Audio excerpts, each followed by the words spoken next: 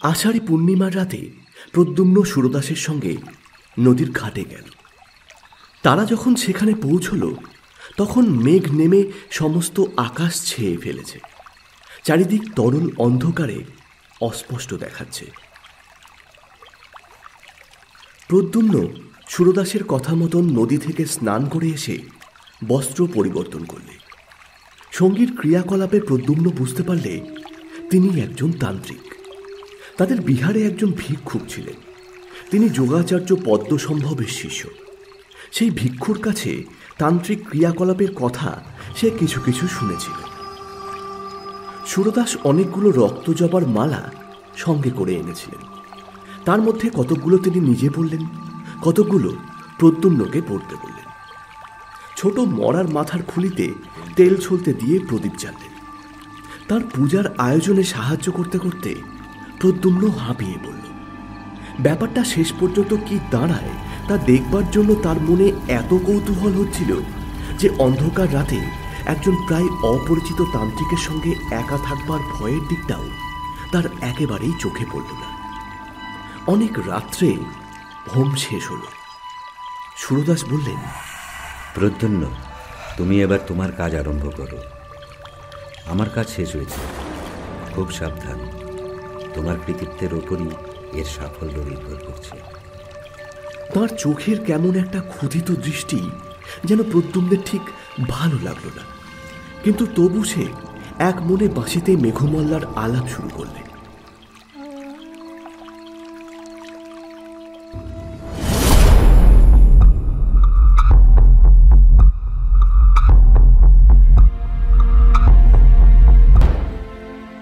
Down mystery lane আপনাকে স্বাগত জানায়।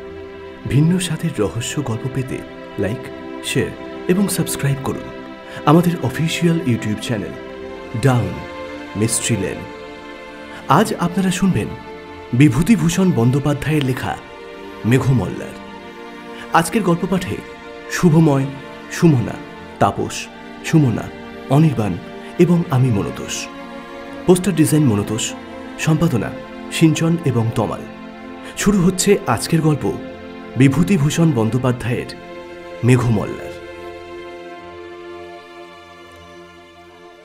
দশপরমিতার মন্দিরে সেদিন যখন সাপুড়ের খেলা দেখবার জন্য অনেক মেয়ে পুরুষ মন্দির প্রাঙ্গণে একত্র হয়েছিল, তারই মধ্যে প্রদ্যুম্ন প্রথম লোকটিকে দেখে। সেদিন ছিল জ্যৈষ্ঠ মাসের সংক্রান্তি। চারপাশের গ্রাম থেকে মেয়েরা এসেছিল দশপরমিতার পুজো দিতে। সেই উপলক্ষে অনেক সাপুড়ে, গায়ক, বাজিকর মন্দিরে একত্রিত হয়েছিল। অনেক মালাকার নানা রকমের সুন্দর সুন্দর ফুলের গহনা গড়ে মেয়েদের কাছে বেচবার জন্য এনেছিল। একজন শ্রেষ্ঠী মগধ থেকে দামি রেশমি শাড়ি এনেছিল বেচবার জন্য। তারই দোকানে ছিল সেদিন মেয়েদের খুব ভিড়। প্রদ্যুম্ন শুনেছিল জ্যৈষ্ঠ সংক্রান্তির উৎসব উপলক্ষে পারমিতার মন্দিরে একজন বিখ্যাত গায়ক ও বীণ বাজিয়ে আসবেন। সে মন্দিরে গিয়েছিল তারই সন্ধানে। সমস্ত দিন ধরে খুঁজেও প্রদ্যুম্ন কিন্তু তাকে ভিড়ের মধ্যে থেকে বার করতে পারেনি। সন্ধ্যার কিছু পূর্বে মন্দিরের উঠোনে একজন সাপুড়ে অদ্ভুত অদ্ভুত সাপের খেলা দেখাতে শুরু করল, আর তারই চারধারে অনেকগুলি কৌতুকপ্রিয়া মেয়ে জমে গেল। ক্রমে সেখানে বেশ ভিড় হয়ে উঠল। প্রদ্যুম্নও সেখানে দাঁড়িয়ে গেল বটে, কিন্তু তার মন সাপ খেলার দিকে আদৌ ছিল না। সে ভিড়ের মধ্যে প্রত্যেক পুরুষ মানুষকেই মনোযোগের সঙ্গে লক্ষ্য করছিল, যদি চেহারায় ও হাবভাবে বীণ বাজিয়ে ধরা পড়েন। অনেকক্ষণ ধরে দেখবার পর তার চোখে পড়ল একজন পৌর ভিড়ের মধ্যে তার দিকেই চেয়ে দাঁড়িয়ে আছেন। তার পরনে অতি মলিন ও জীর্ণ পরিচ্ছদ। কি জানি কেন প্রদ্যুম্নের মনে হল এই সেই গায়ক। প্রদ্যুম্ন লোক ঠেলে তার কাছে যাবার উদ্যোগ করতেই তিনি হাত উঁচু করে প্রদ্যুম্নকে ভিড়ের বাইরে যেতে ইঙ্গিত করলেন। বাইরে আসতে পৌর তাকে জিজ্ঞেস করলেন, আমি অবন্তীর গাইয়ে সুরদাস, তুমি আমাকেই খুঁজছিলে না? প্রদ্যুম্ন একটু আশ্চর্য হল, তার মনের কথা ইনি জানলেন কি করে। প্রদ্যুম্ন সসম্ভ্রমে জানালে, হ্যাঁ, আপনাকেই খুঁজছিলাম। পৌর বললেন, তুমি আমার অপরিচিত নও। তোমার পিতার সঙ্গে একসময় আমার যথেষ্ট বন্ধুত্ব ছিল।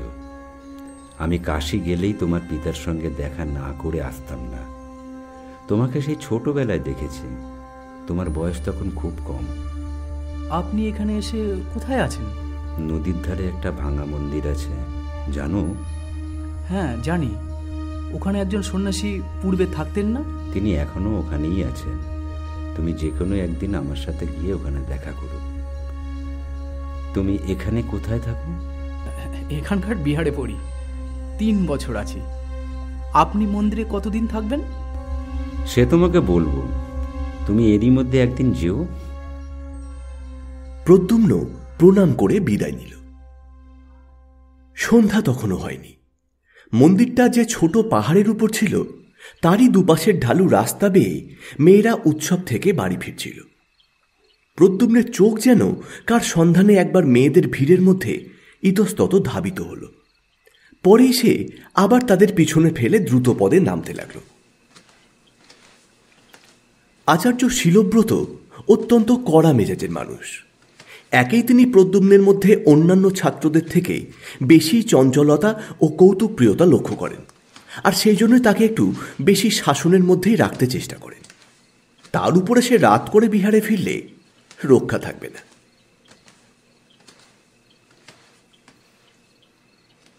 বাঁক ফিরতেই বাঁ পাশের পাহাড়ের আড়ালটা সরে গেল। সেখানে সেদিকটা ছিল খোলা। প্রদ্যুম্ন দেখল দূরে নদীর ধারে মন্দিরটার চূড়া দেখা যাচ্ছে। চূড়ার মাথার উপরকার ছায়াচ্ছন্ন আকাশ বেয়ে ঝাপসা ঝাপসা পাখির দল ডানা মেলে বাসায় ফিরছিল। আরও দূরে একখানা সাদা মেঘের প্রান্ত পশ্চিম দিকের পড়ন্ত রোদে সিঁদুরের মতন রাঙা হয়ে আসছিল। চারধারে তার শীতোজ্জ্বল মেঘের কাঁচুলি হালকা করে টানা। হঠাৎ পিছন থেকে প্রদ্যুম্নের কাপড় ধরে কে ঈষৎ টানলে।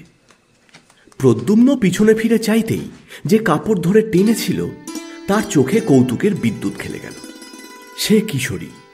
তার দোলন চাপা রঙের ছিপছিপে দেহটি বেড়ে নীল শাড়ি ঘুরিয়ে ঘুরিয়ে পরা। নতুন কেনা একছড়া ফুলের মালা তার খোঁপাটিতে জড়ানো। প্রদ্যুম্ন বিস্ময় সুরে বলে উঠল, আরে সুনন্দা, তুমি কখন এসেছিলে? আমি তোমাকে এত খুঁজলাম, কই দেখতে পেলাম না তো। প্রথমটা কিশোরীর মুখ লজ্জায় লাল হয়ে উঠল। তারপরে সে একটু অভিমানের সুরে বললে, আমাকেই খুঁজতে এখানে এসেছিলে আর কি?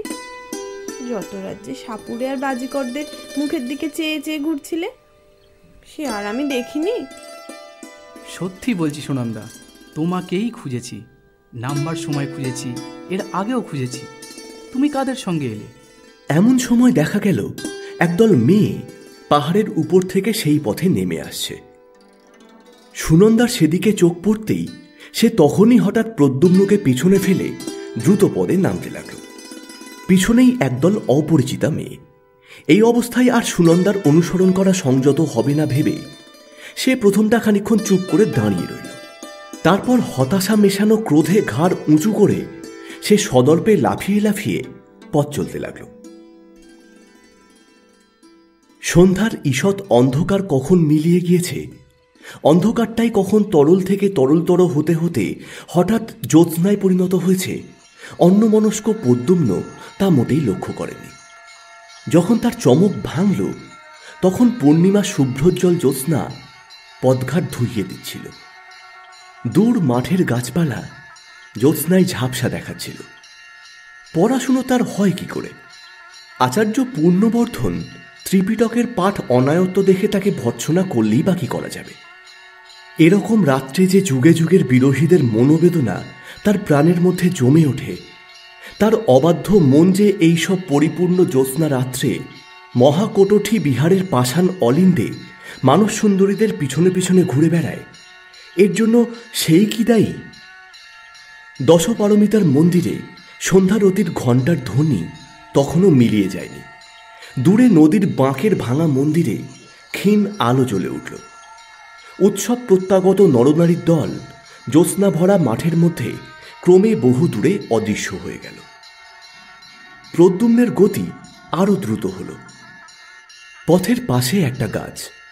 গাছের নিকটে যেতেই প্রদ্যুম্নের মনে হলো গাছের আড়ালে কেউ যেন দাঁড়িয়ে আছে। আর একটু এগিয়ে গাছের পাশে যেতেই তার অত্যন্ত পরিচিত কণ্ঠের হালকা মিষ্টি হাসির ঢেউয়ে সে থমকে দাঁড়িয়ে গেল। দেখল গাছতলায় সুনন্দা দাঁড়িয়ে আছে। গাছের পাতার ফাঁক দিয়ে চিকচিকে জ্যোৎস্নার আলো পড়ে তার সর্বাঙ্গে আলো আঁধারির জাল বুনেছে।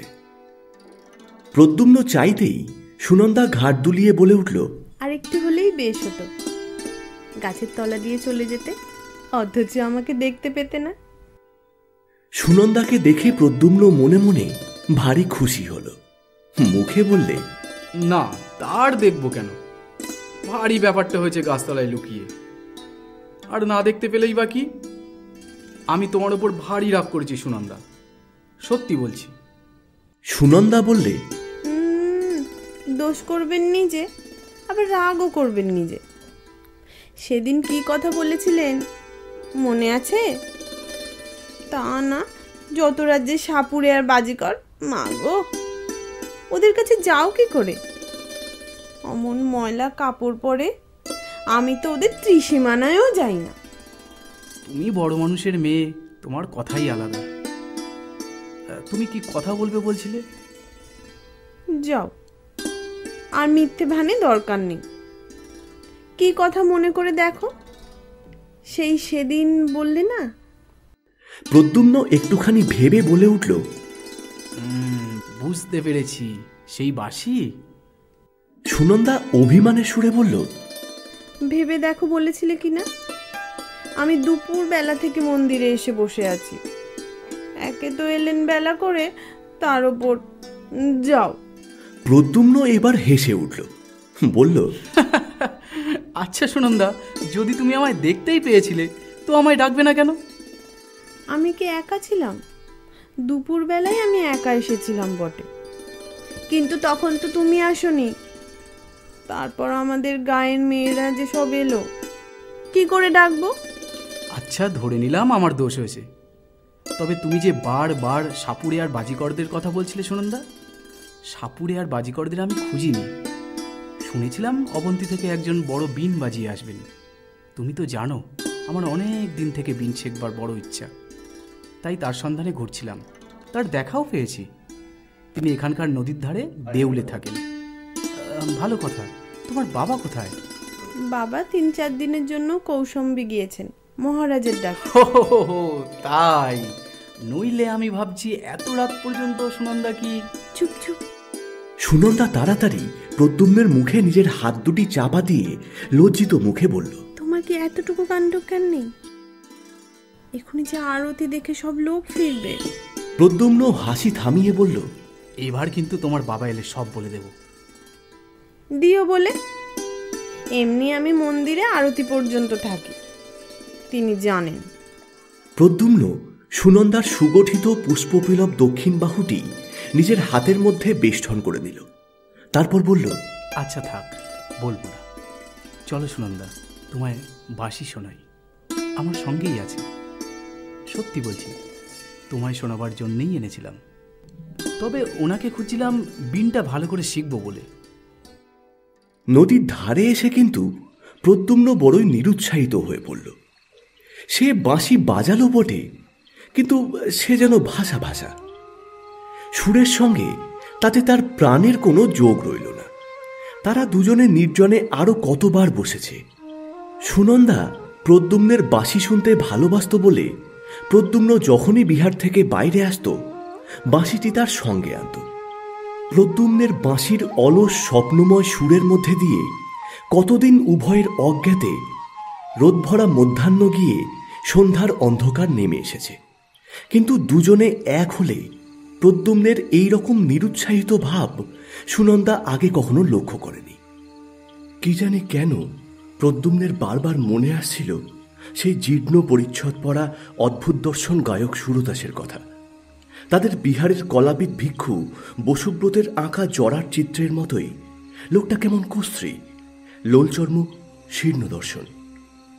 পুরাতন পুঁথির ভূর্জপত্রের মতন ওর পরিচ্ছদের কেমন একটা অপ্রীতিকর মেটে লাল রং।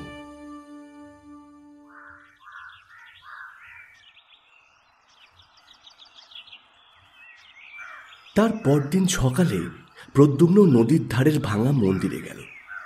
সেটা দেবমূর্তি বহুদিন অন্তর্হিত, সমস্ত গায়ে বড় বড় ফাটল, সাপখোপের বাস। নিকটবর্তী গ্রামবাসীরা সেদিকে বড় একটা কেউ আসত না। একজন আজীবক সন্ন্যাসী আজ প্রায় 7-8 মাস হল সেখানে বাস করছেন। তারই 2-4 জন অনুগত ভক্ত মাঝে মাঝে আসত যেত বলে মন্দিরের পথ আজকাল অপেক্ষাকৃত ভালো আছে। অর্ধ অন্ধকার মন্দিরের মধ্যে প্রদ্যুম্নের সঙ্গে সুরদাসের সাক্ষাৎ হল। সুরদাস প্রদ্যুম্নকে দেখে খুব আনন্দ প্রকাশ করলেন।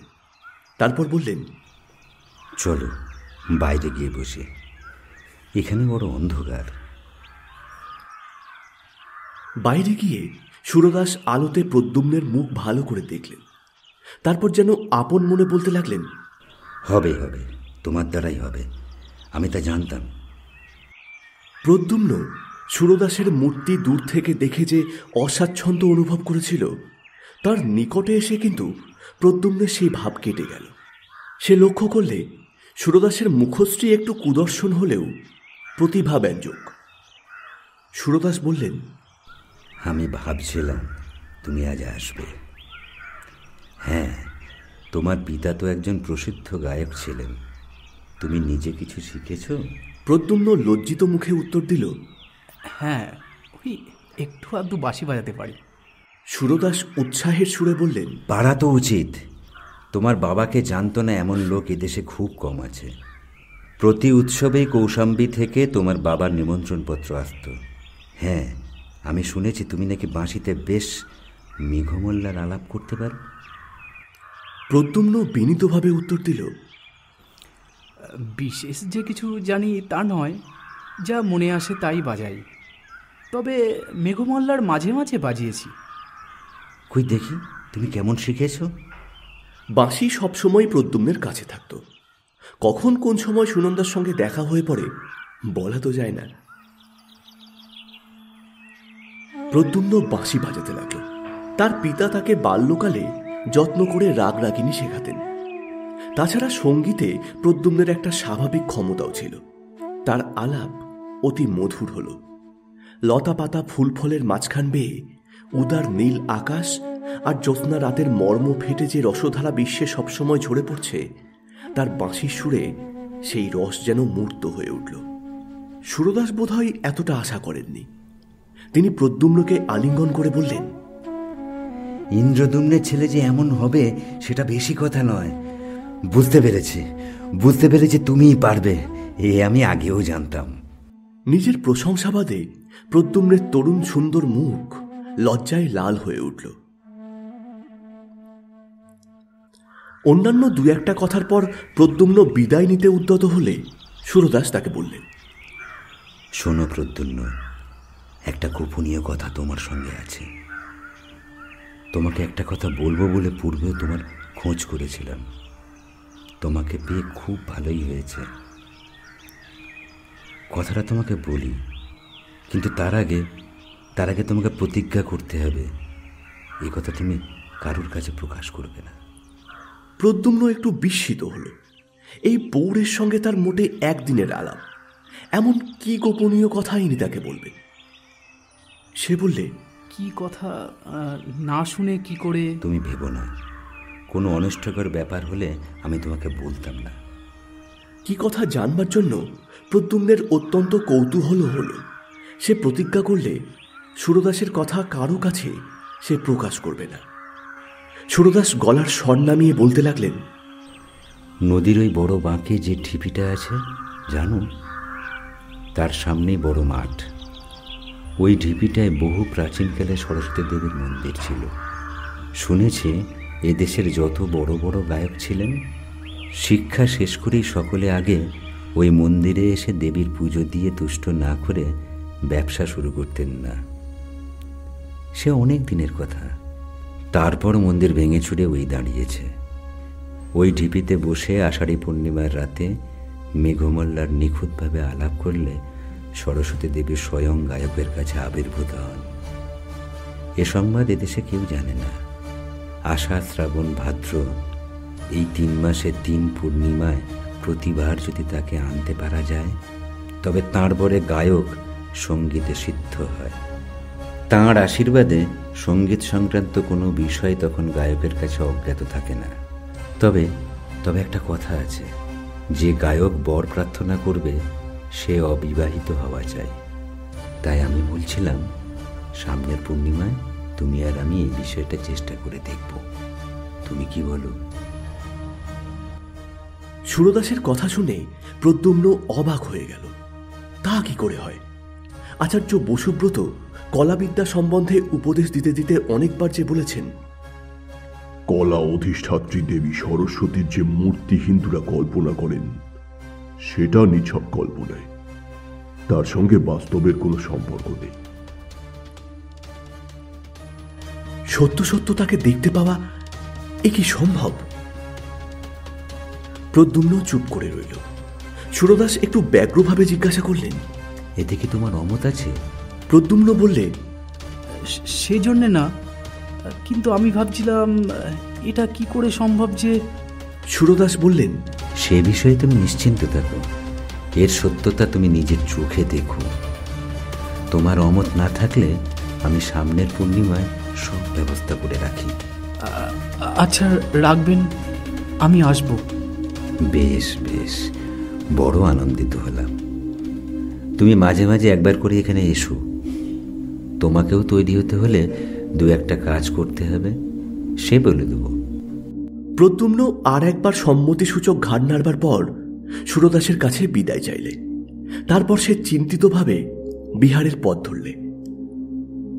তার মনে হচ্ছিল, দেবী সরস্বতী স্বয়ং, শ্বেতপদ্মের মতো নাকি রংটি তার, না জানি কত সুন্দর তার মুখশ্রী।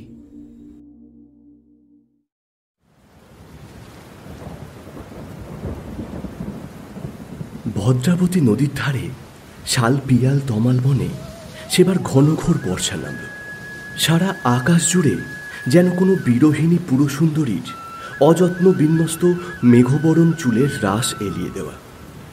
প্রাবৃত রজনীর ঘনান্ধকার, তার প্রিয়হীন প্রাণের নিবিড় নির্জনতা, দূর বনের ঝোড়ো হাওয়ায় তার আকুল দীর্ঘশ্বাস, তারই প্রতীক্ষাশ্রান্ত আঁখি দুটির অশ্রুভারে ঝড়ো ঝড়ো অবিশ্রান্ত বাড়িবর্ষণ, মেঘমেদুর আকাশের বুকে বিদ্যুৎ চমক, তার হতাশ প্রাণে ক্ষণিক আশার মেঘদূত।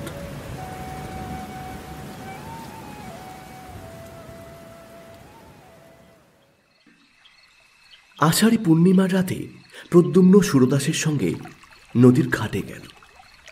তারা যখন সেখানে পৌঁছল, তখন মেঘ নেমে সমস্ত আকাশ ছেয়ে ফেলেছে। চারিদিক তরল অন্ধকারে অস্পষ্ট দেখাচ্ছে। প্রদ্যুম্ন সুরদাসের কথা মতন নদী থেকে স্নান করে এসে বস্ত্র পরিবর্তন করলে। সঙ্গীর ক্রিয়াকলাপে প্রদ্যুম্ন বুঝতে পারলে তিনি একজন তান্ত্রিক। তাদের বিহারে একজন ভিক্ষুক ছিলেন। তিনি যোগাচার্য পদ্মসম্ভবের শিষ্য। সেই ভিক্ষুর কাছে তান্ত্রিক ক্রিয়াকলাপের কথা সে কিছু কিছু শুনেছিল। সুরদাস অনেকগুলো রক্তজবার মালা সঙ্গে করে এনেছিলেন। তার মধ্যে কতকগুলো তিনি নিজে পড়লেন, কতকগুলো প্রদ্যুম্নকে পড়তে বললেন।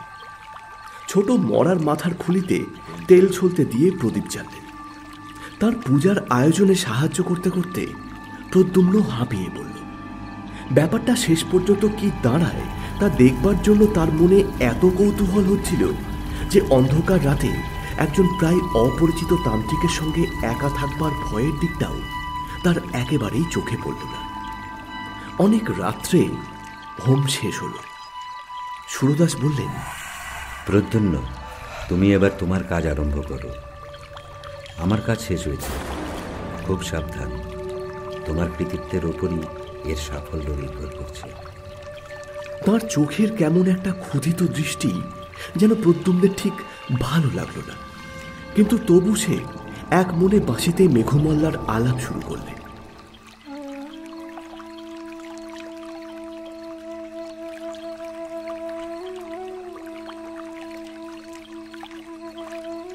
তখন আকাশ বাতাস নীরব। অন্ধকারের সামনের মাঠটায় কিছু দেখবার উপায় নেই। শালবনের ডালপালায় বাতাস লেগে একরকম অস্পষ্ট শব্দ হচ্ছে। বড় মাঠের পাড়ে শালবনের কাছে দিকচক্রবালের ধারে নৈশ প্রকৃতি পৃথিবীর বুকের অন্ধকার পুষ্পসজ্জায় তার অঞ্চল বিছিয়েছে।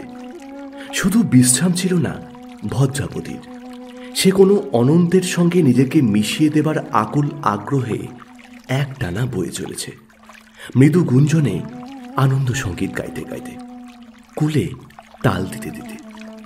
হঠাৎ সামনের মাঠটা থেকে সমস্ত অন্ধকার কেটে গিয়ে সারা মাঠটা তরল আলোকে প্লাবিত হয়ে গেল। প্রদ্যুম্ন সবিস্ময়ে দেখল মাঠের মাঝখানে শত পূর্ণিমার জ্যোৎস্নার মতন অপরূপ আলোর মণ্ডলে কে এক জ্যোৎস্নাবাড়ি অনিন্দ সুন্দরী মহিমাময়ী তরুণী। তার নিবিড় কৃষ্ণ কেশরাজি অযত্ন বিন্যস্তভাবে তার অপূর্ব গ্রীবাদেশের পাশ দিয়ে ছড়িয়ে পড়েছে। তার আয়ত নয়নের দীর্ঘ কৃষ্ণপক্ষ কোনো স্বর্গীয় শিল্পীর তুলি দিয়ে আঁকা। তার তুষার ধবল বাহুবল্লী দিব্য পুষ্পাভরণে মণ্ডিত।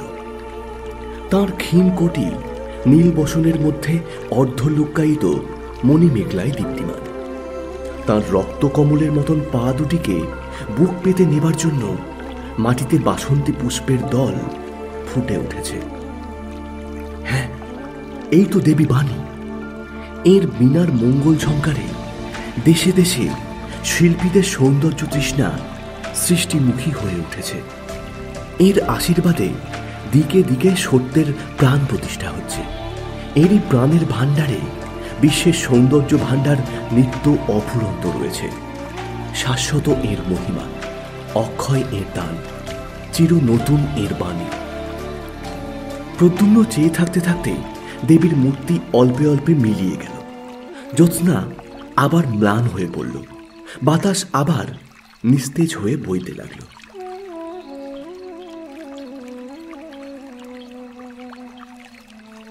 অনেকক্ষণ প্রদ্যুম্নের কেমন একটা মোহের ভাব দূর হলো না।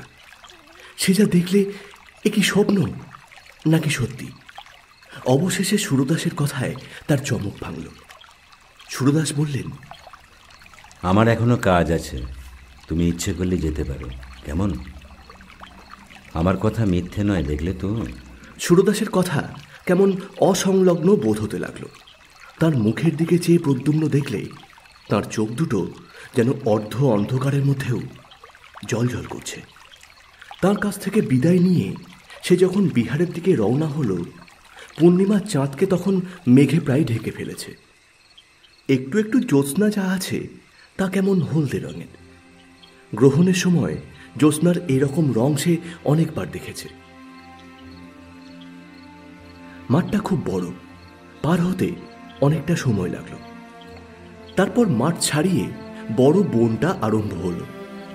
খুব ঘন বন, শাল দেবদারু গাছের ডালপালা নিবিড় হয়ে চড়াচড়ি করে আছে। মধ্যে অন্ধকারও খুব, পাছে রাত ভোর হয়ে যায় এই ভয়ে সে খুব দ্রুত পদে যাচ্ছিল। যেতে যেতে তার চোখে পড়ল বনের মধ্যে এক স্থান দিয়ে যেন খানিকটা আলো বেরোচ্ছে।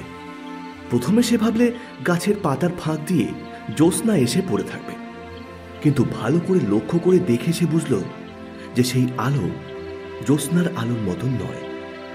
কৌতূহল অত্যন্ত হওয়াতে পথ ছেড়ে সে বনের মধ্যে ঢুকে পড়ল। যে পিপ্পল গাছের সারির ফাঁক দিয়ে আলো আসছিল তার কাছে গিয়ে গাছের গুঁড়ির ফাঁক দিয়ে উঁকি মেরে প্রদ্যুম্ন অবাক হয়ে দাঁড়িয়ে রইল। একেই তো সে এইমাত্র মাঠের মধ্যে দেখেছে। এই তো সেই অপরূপ সুন্দরী নারী। অদ্ভুত, যাকে সে এইমাত্র মাঠের মধ্যে দেখেছে সেই অপরূপ দ্যুতিশালিনী নারী বনের মধ্যে চারিধারে ঘুরে বেড়াচ্ছেন। জোনাকি পোকার শরীর থেকে যেমন আলো বের হয়, তার সমস্ত অঙ্গ দিয়ে তেমনি একরকম স্নিগ্ধোজ্জ্বল আলো বেরোচ্ছে। অনেক দূর পর্যন্ত বন সেই আলোয় উজ্জ্বল হয়ে উঠেছে।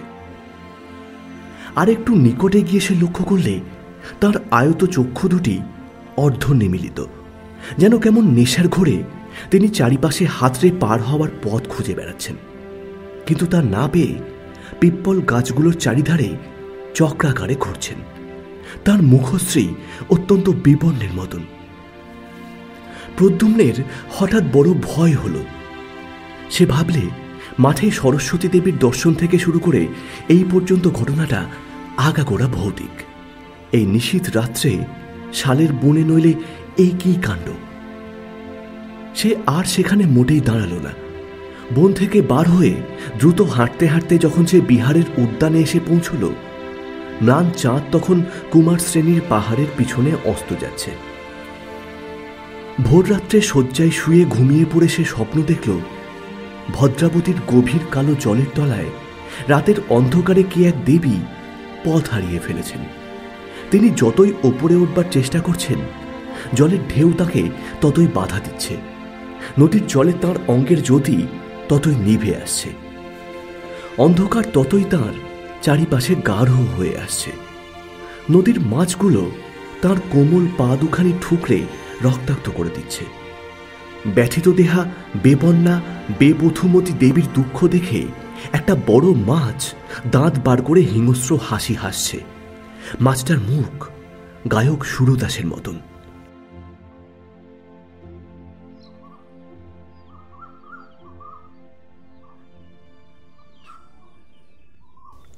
প্রদ্যুম্ন ভোরে উঠেই আচার্য পূর্ণবর্ধনের কাছে গিয়ে সুরদাসের সঙ্গে প্রথম দেখার দিন থেকে শুরু করে গত রাত্রি পর্যন্ত সমস্ত ব্যাপার তাকে খুলে বলল।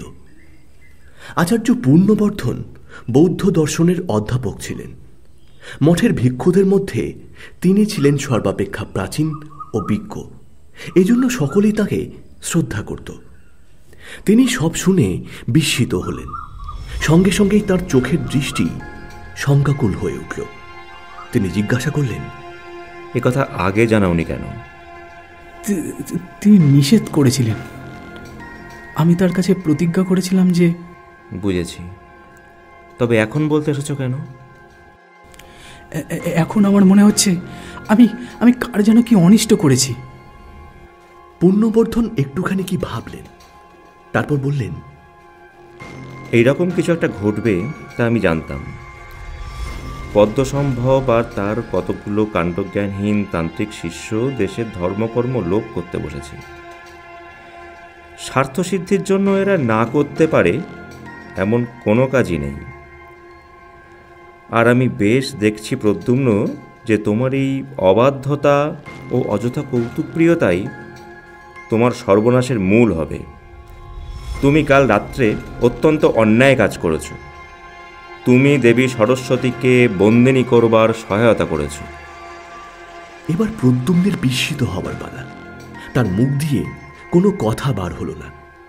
পূর্ণবর্ধন বললেন, এইসব কুসংসর্গ থেকে দূরে রাখবার জন্যই আমি বিহারের কোনো ছাত্রকে বিহারের বাইরে যাবার অনুমতি দেই না।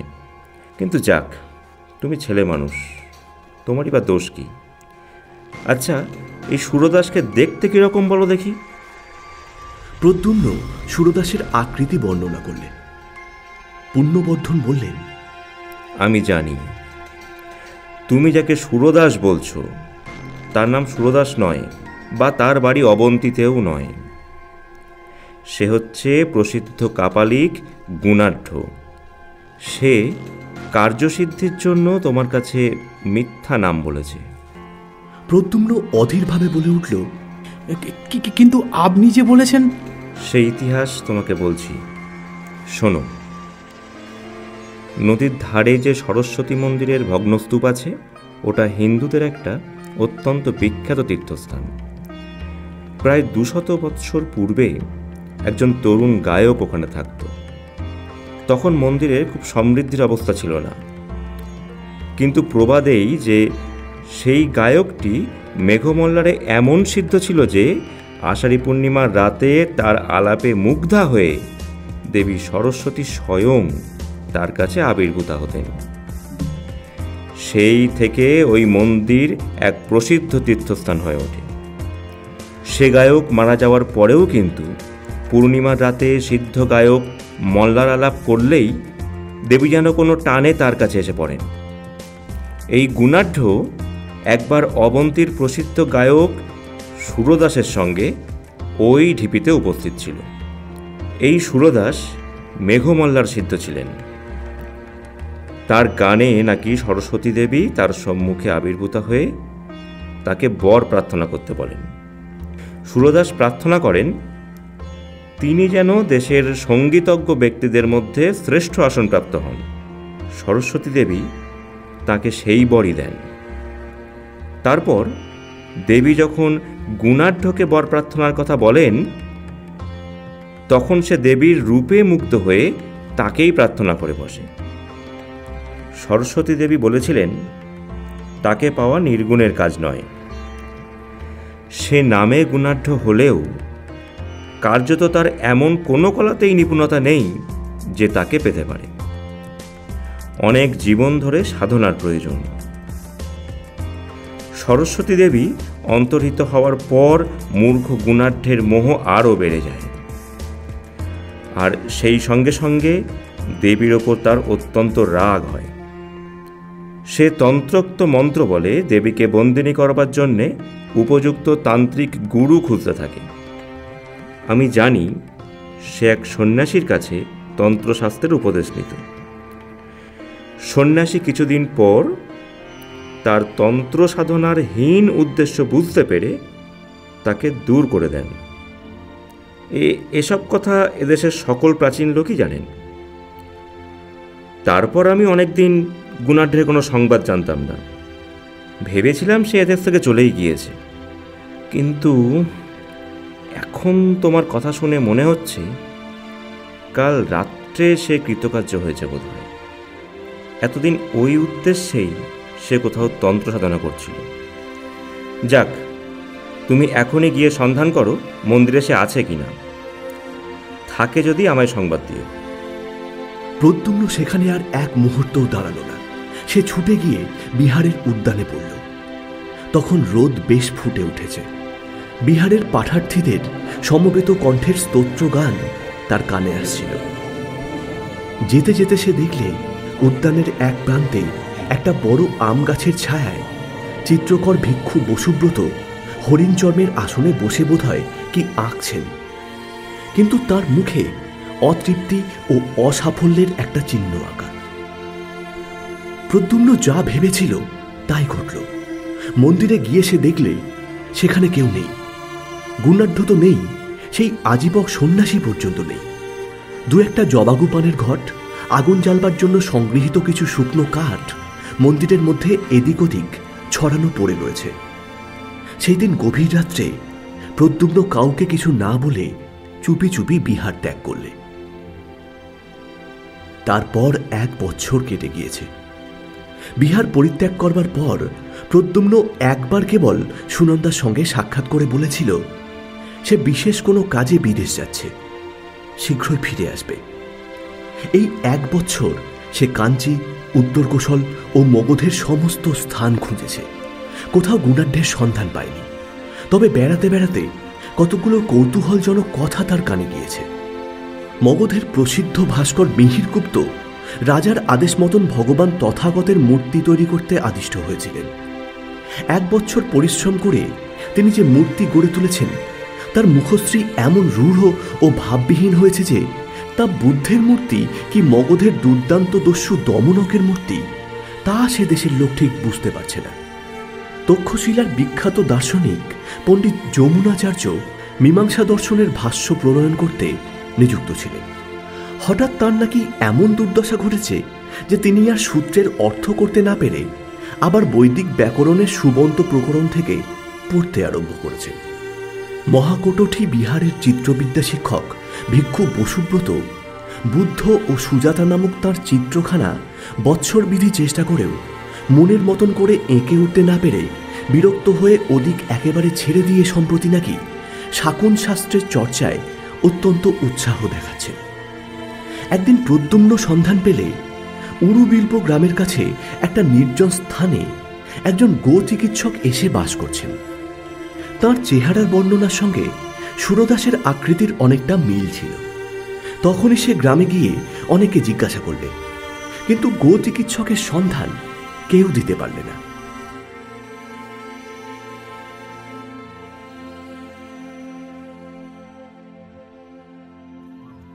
সেদিন ঘুরতে ঘুরতে অবসন্ন অবস্থায় উড়ুবিলবো গ্রামের প্রান্তের একটা বড় বটগাছের ছায়ায় সে বসেছে।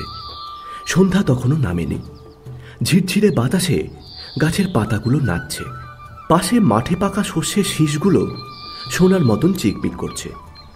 একটু দূরে একটা ডোবার মতন জলাশয়ে বিস্তর কুমুদ ফুল ফুটে রয়েছে।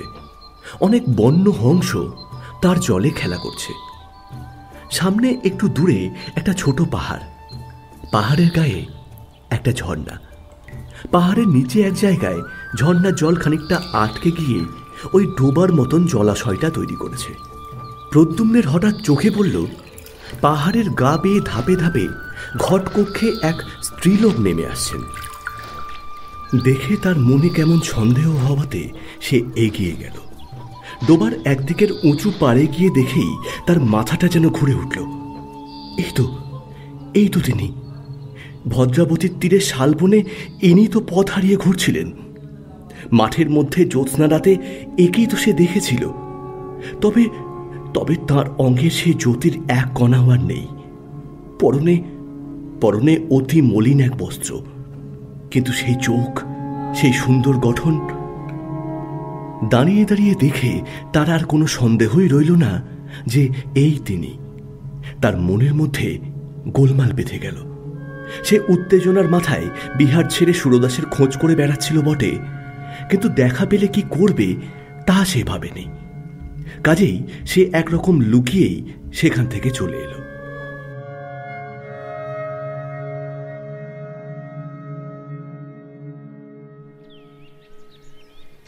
রোজ রোজ সন্ধ্যায় প্রদ্যুম্ন এসে বটগাছটার তলায় বসে। রোজ সন্ধ্যার আগে দেবী পাহাড়ের গায়ের পথ বেয়ে নেমে আসেন। আবার সন্ধ্যার সময় ঘটকক্ষে ধাপে ধাপে উঠে তিনি চলে যান। সে রোজ বসে দেখে। এই রকম কিছুদিন কেটে গেল। একদিন প্রদ্যুম্ন মাঠের গাছতলায় চুপ করে বসে আছে। সেই সময় দেবী জলাশয়ে নামলেন। সেও কি ভেবে ডোবার এদিকের পাহাড়ের দিকে দাঁড়ালো। দেখলে দেবী ঘট নামিয়ে রেখে কুমুদ ফুল সংগ্রহে বড় ব্যস্ত। একটা বড় ফুল জলাশয়ের এপারের দিকে এগিয়ে বেশি জলে ফুটেছিল। তিনি সেটা সংগ্রহ করার জন্য খানিকটা বৃথা চেষ্টা করবার পর চোখ তুলে অপর পারে প্রদ্যুম্নকে দেখতে পেয়ে হঠাৎ একটু অপ্রতিভের হাসি হাসলেন। তারপর হাসি মুখে তার দিকে চেয়ে বললেন, ফুলটা আমায় তুলে দেবে?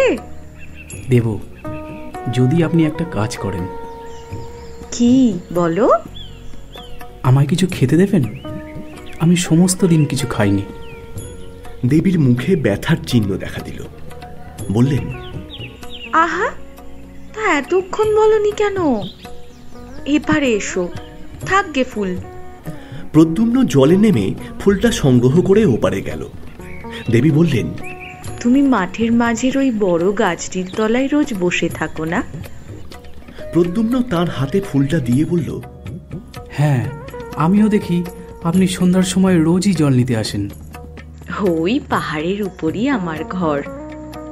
এসো তুমি আমার সঙ্গে, তোমার খেতে দিইগে। হঠাৎ দেবী কেমন এক প্রকার বিহ্বল চোখে চারিদিকে চাইলেন। তারপর পাহাড়ের গায়ে কাটা ধাপ বেয়ে উপরে উঠতে লাগলেন। প্রদ্যুম্ন পিছনে পিছনে চলল। পাহাড়ের উপরে উঠে গিয়ে একটু দূরে বুনো বাঁশঝাড়ের আড়ালে বেশ পরিষ্কার পরিচ্ছন্ন একটা ছোট্ট কুটির। প্রদ্যুম্ন দেখল কুটিরে কেউ নেই। জিজ্ঞাসা করল, আপনি কি এখানে একা থাকেন? না, এক সন্ন্যাসী আমায় এখানে সঙ্গে করে এনেছেন। তিনি কি করেন জানি নে, কিন্তু মাঝে মাঝে এখান থেকে চলে যান। 5-6 দিন পরে আসেন।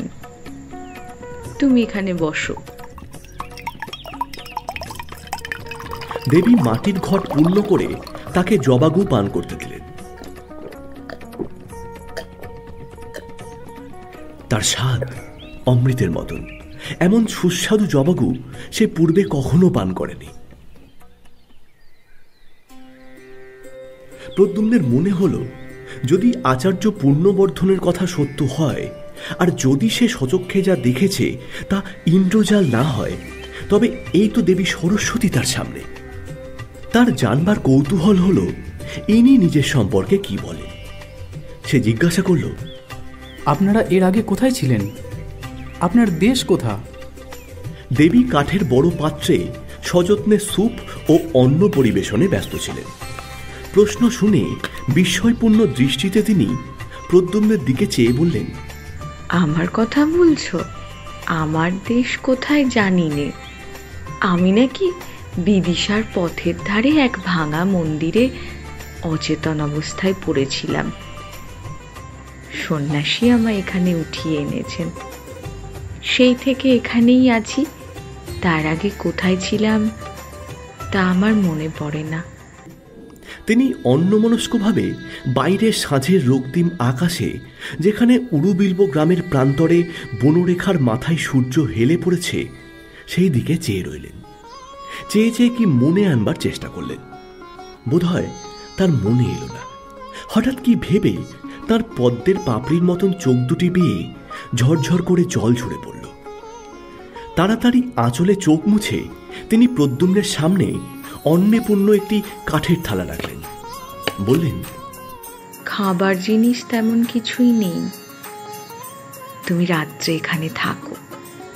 আমি পদ্মের বীজ শুকিয়ে রেখেছি, তাই দিয়ে রাত্রে পায়েস তৈরি করে দেব। সকালে যেও। প্রদ্যুম্নের চোখে জল আসছিল। ওগো বিশ্বের আত্মবিস্তৃতা সৌন্দর্য লক্ষ্মী, বিদিশার মহারাজের আর মহাশ্রেষ্ঠীর সমবেত রত্নভাণ্ডার তোমার পায়ের এক কণা ধুলোরও যোগ্য নয়। সে দেশের পথের ধুলো এমন কি পুণ্য করেছে মা, যে তুমি সেখানে পড়ে থাকতে যাবে?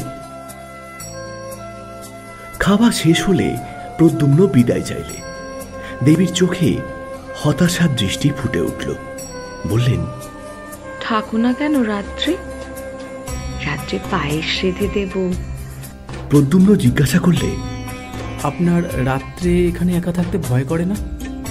খুব ভয় করে। ওই বেতের বনে অন্ধকারে কি যেন নড়ে। ভয়ে আমি দৌড় খুলতে পারি নে। ঘুম হয় না।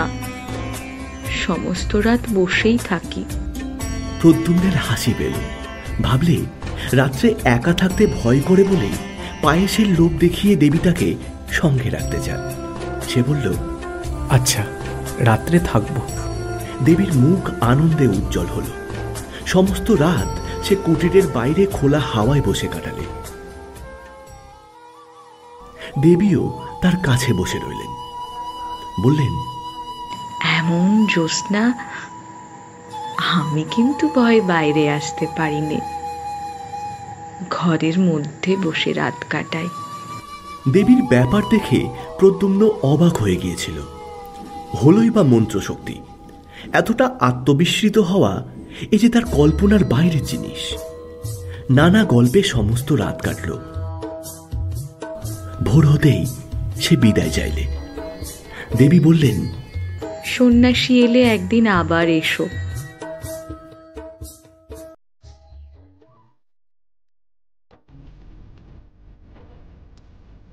সেই দিন থেকে প্রতি রাত্রেই প্রদ্যুম্ন দেবীর অলক্ষ্যে পাহাড়ের নিচে বসে কুটিরের দিকে চেয়ে পাহারা রাখত। তার তরুণ বীর হৃদয় এক ভীরু নারীকে একা বনের মধ্যে ফেলে রাখার বিরুদ্ধে বিদ্রোহ তুলেছিল। 10-15 দিন এভাবেই কেটে গেল। একদিন প্রদ্যুম্ন শুনত দেবী অনেক রাত্রে একা গান গাইছেন। সে গান পৃথিবীর মানুষের গান নয়, সে গান প্রাণধারার আদিম ঝর্ণার গান, সৃষ্টিমুখী নীহারিকাদের গান, অনন্ত আকাশে দিকহারা কোনো পথিক তারার গান। একদিন দুপুরবেলা কে তাকে বলল, তুমি যে গোবৈদ্যের কথা বলেছিলে তাকে এইমাত্র আমি দেখে এলাম।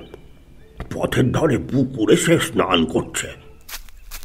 শুনে ছুটতে ছুটতে সে গিয়ে পুকুরের ধারে উপস্থিত হলে দেখলে সত্যি গুণাঢ্য পুকুরের ধারে বস্ত্রাদির পুঁটলি নামিয়ে রেখে পুকুরে স্নান করতে নেমেছেন। সে অপেক্ষা করতে লাগল। একটু পরেই গুণাঢ্য বস্ত্র পরিবর্তন করে উপরে উঠে প্রদ্যুম্নকে দেখে কেমন যেন অবাক হয়ে গেলেন। বললেন, তুমি এখানে? প্রদ্যুম্ন বললে, আমি কেন তা বুঝতে পারেননি? তুমি এখন বলছো বলে নয় প্রদ্যুম্ন, আমি এ কাজ করবার পর যথেষ্ট অনুতপ্ত। প্রতি রাত্রে আমি ভয়ানক স্বপ্ন দেখি। কারা যেন বলছে, তুই যে কাজ করেছিস এর শাস্তি অনন্ত নরক। আমি এই জন্যই আজ এক পক্ষের ওপর আমার গুরু সে আজীবক সন্ন্যাসীর কাছে গিয়েছিলাম। তারই কাছে আমি বশীকরণ মন্ত্র শিখেছি। এর এমনই শক্তি যে মনে করলে আমি যাকে ইচ্ছা বাঁধতে পারি, কিন্তু আনতে পারি না। মন্ত্রের বন্ধন শক্তি থাকলেও আকর্ষণ শক্তি নেই। সেই জন্য আমি তোমাকে সঙ্গে নিয়েছিল। আমি নিজে সঙ্গীতের কিছুই জানি নে তা নয়, কিন্তু আমি জানতাম যে তুমি মেঘমল্লারের সিদ্ধ। তোমার গানে দেবী ওখানে আসবেনি, এলে তারপর মন্ত্রে মাতব। এর আগে আমার বিশ্বাসই ছিল না যে এমন একটা ব্যাপার হওয়া সম্ভব। অনেকটা মন্ত্রের গুণ পরীক্ষা করার কৌতূহলেই আমি এই কাজ করি। প্রদ্যুম্ন বললে, এখন আমার গুরুর কাছ থেকেই আসছে। তিনি সব শুনে একটা মন্ত্র শিক্ষা দিয়েছেন। এটা পূর্বের মন্ত্রের বিরোধী শক্তি সম্পন্ন। এই মন্ত্রপুত জল দেবীর গায়ে ছড়িয়ে দিলে তিনি আবার মুক্ত হবেন বটে, কিন্তু তার কোনো উপায় নেই। উপায় নেই কেন? যে ছিটিয়ে দেবে সে চিরকালের জন্য পাষাণ হয়ে যাবে। আমার পক্ষে দুই দিকই যখন সমান, তখন তাকে বন্দিনী রাখাই ভালো। রাগ করো না প্রদ্যুম্ন, ভেবে দেখো মৃত্যুর পর হয়তো পরজগৎ আছে, কিন্তু পাষাণ হওয়ার পর না, তা আমি পারবো না। আত্মবিস্মৃতা বন্দিনী দেবীর চোখ দুটির করুণ অসহায় দৃষ্টি প্রদ্যুম্নের মনে এলো। যদি তা না হয়, তাহলে তাকে যে চিরদিন বন্দিনী থাকতে হবে। যুগে যুগে যে উদার উচ্চ প্রেরণা আগে এসে তরুণদের নির্মল প্রাণে পৌঁছয়, আজও প্রদ্যুম্নের প্রাণের বেলায় তার ঢেউ এসে লাগল। সে ভাবলে, একটা জীবন তো তুচ্ছ। তার রাঙা পা দুখানিতে একটা কাঁটা ফুটলেও তা তুলে দেবার জন্য সে শতবার জীবন দিতে প্রস্তুত। হঠাৎ গুণাঢ্যের দিকে চেয়ে সে বলল, চলুন, আপনার সঙ্গে যাব। আমায় সে মন্ত্রপুত জল দেবেন। গুণাঢ্য বিস্ময়ে প্রদ্যুম্নের দিকে চেয়ে বললেন, বেশ করে ভেবে দেখো প্রদ্যুম্ন, এ ছেলে খেলা নয়, এ কাজ। চলুন আপনি। তারা যখন কুটিরের নিকটবর্তী হল, তখন গুণাঢ্য বললেন, প্রদ্যুম্ন, আর একবার ভালো করে ভেবে দেখো। কোনো মিথ্যে আশায় ভুলো না। এ থেকে তোমায় উদ্ধার করার ক্ষমতা কারুর হবে না, এমনকি দেবীরও না। মন্ত্র বলে তোমার প্রাণশক্তি চিরকালের জন্য জড়ো হয়ে যাবে। বেশ বুঝে দেখো, মন্ত্রশক্তি নির্মম, অমুখ, কাউকে রেহাই হবে না। আপনি কি ভাবেন আমি কিছু গ্রাহ্য করি? কিছু না, চলুন। কুটিরে তারা যখন গিয়ে উপস্থিত হল, তখন রোদ বেশ পড়ে এসেছে। দেবী কুটিরের বাইরে ঘাসের উপর অন্যমনস্কভাবে চুপ করে বসেছিলেন। প্রদ্যুম্নকে আসতে দেখে তিনি অত্যন্ত আনন্দিত হলেন। হাসি মুখে বললেন, এসো এসো, আমি তোমার কথা প্রায়ই ভাবি। তোমার সেদিন কিছু খেতে দিতে না পেরে আমার মন খুব খারাপ হয়েছিল। এখন তুমি এখানে কিছুদিন থাকো। তিনি দুজনকে খেতে দেবার জন্য ব্যস্ত হয়ে কুটিরের মধ্যে চলে গেলেন। প্রদ্যুম্ন বললে, কই, আমায় মন্ত্রপুত জল দিন তবে। সত্যি তাহলে তুমি এতে প্রস্তুত? আমায় আর কিছু বলবেন না, জল দিন। দেবী কুটিরের মধ্যে আহারের স্থান করে দুজনকে খেতে দিলেন। আহারাদি যখন শেষ হল, তখন সন্ধ্যার আর বেশি দেরি নেই। বেদ বনে ছায়া নেমে আসছে। রাঙা সূর্য আবার উড়ুবিলব গ্রামের উপর ঝুলে পড়েছে। গোধূলির আলোয় দেবীর মুখপদ্মে অপরূপ শ্রী ফুটে উঠল। তারপর তিনি ঘটকক্ষে প্রতিদিনের মতন নিচের ঝর্ণায় জল আনতে নেমে গেলেন।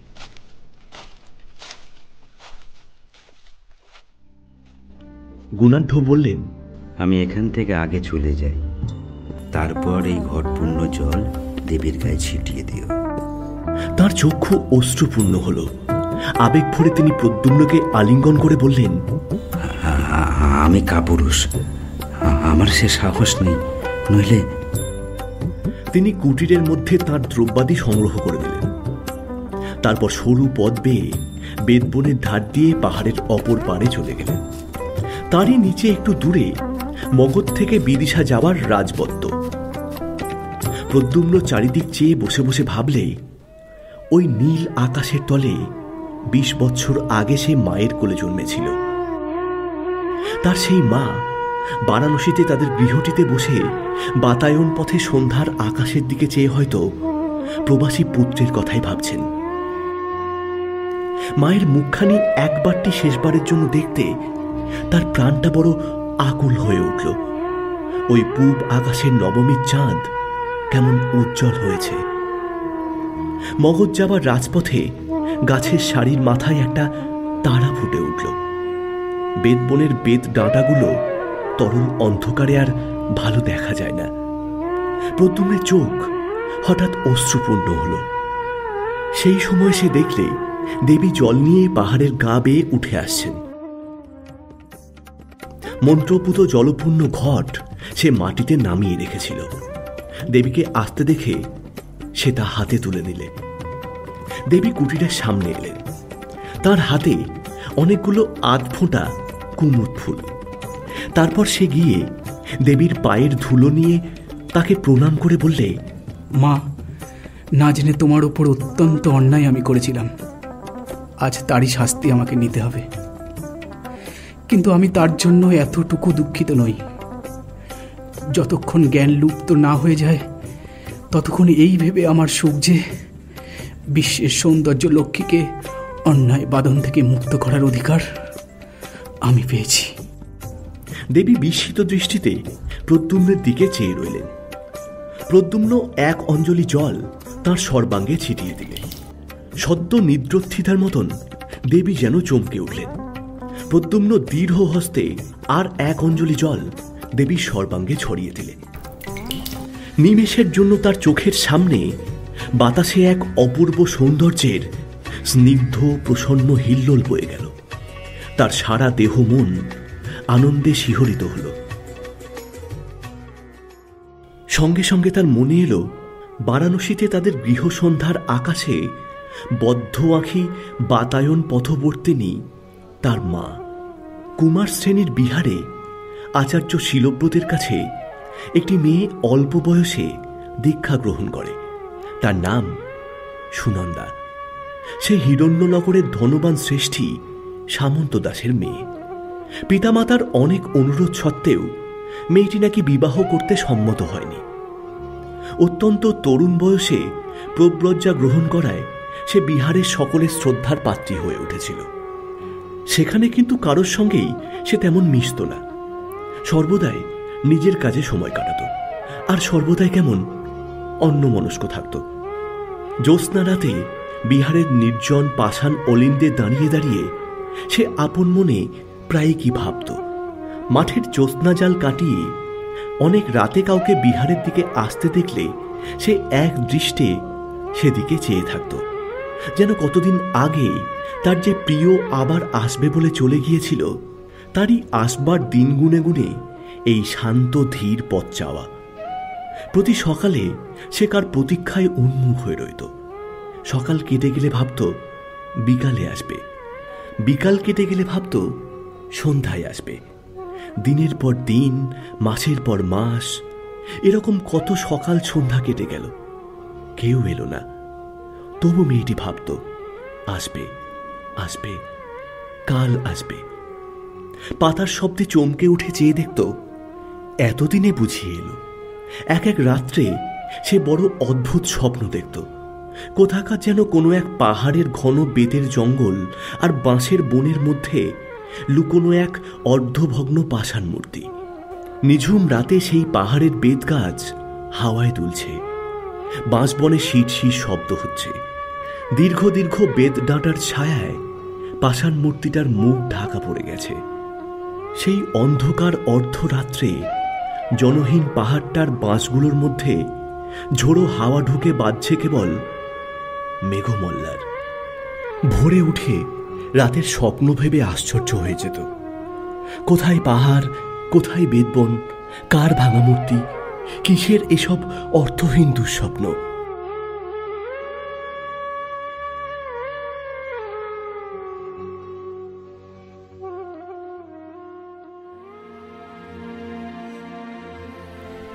এতক্ষণ আপনারা শুনলেন বিভূতিভূষণ বন্দ্যোপাধ্যায়ের লেখা মেঘমল্লার।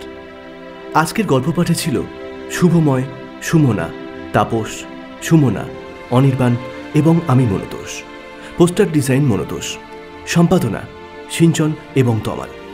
যদি গল্পটি আপনাদের ভালো লেগে থাকে তাহলে অতি অবশ্যই লাইক করবেন, শেয়ার করবেন এবং কমেন্টের মাধ্যমে আপনার মূল্যবান মতামত জানাবেন।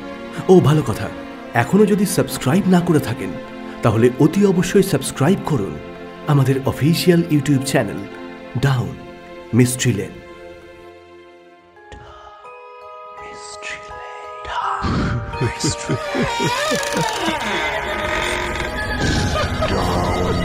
Mystery Lane.